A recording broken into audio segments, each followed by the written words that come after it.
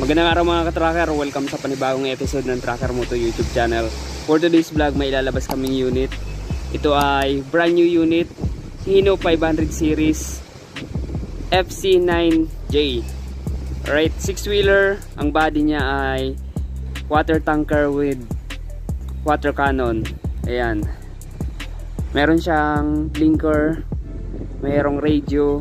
Tapos ang ginawa namin, nirepaint namin yung cab. Tapos pininturahan din namin yung body. Ang body niya stainless, yung tanker. 6KL itong unit. So ito yung loob. Ayan.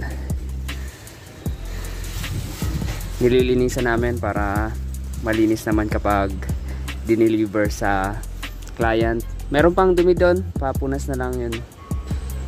Tapos dito sa kabila, ayan. Oo, ito merong radio, nagkabit kami. Tools, may tools na. Naglagay rin ng toolbox, dalawang toolbox na mahaba dito sa unahan. Ito yung mga pipe 6KL. Yan, nilagyan rin namin ng reflector. Ito yung mga linya ng tubig. Ito may motor dito, Shibawara water pump. Ayan, nandyan nakalagay, sarado lang. Tapos ito yung water cannon.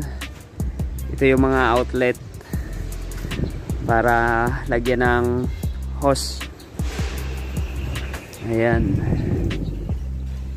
6KL na water tanker, pure stainless. Stainless to, pinturado lang.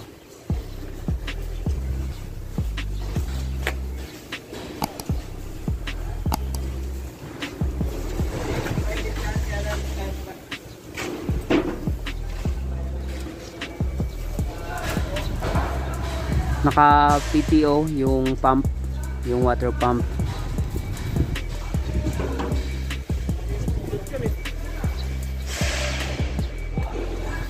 Ayan,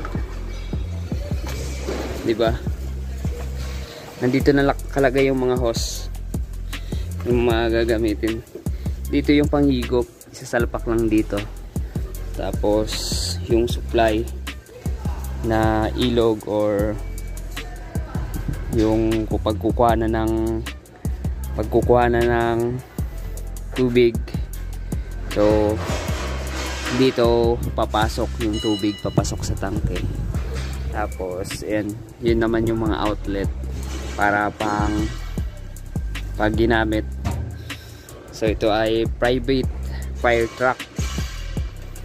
Ayan, kailangan lang linisan para pogi na. Ayan, diba?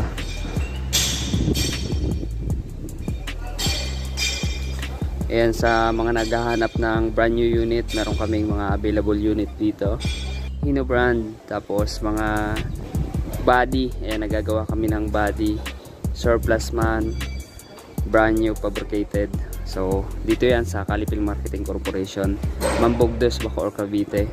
Ayan, paki-follow naman yung aking FB page, Tracker Moto PH. Tapos paki-subscribe na rin tong YouTube channel, Tracker Moto. Right, kung nagustuhan nyo, paki-like. So ito yung i-deliver namin ngayong araw.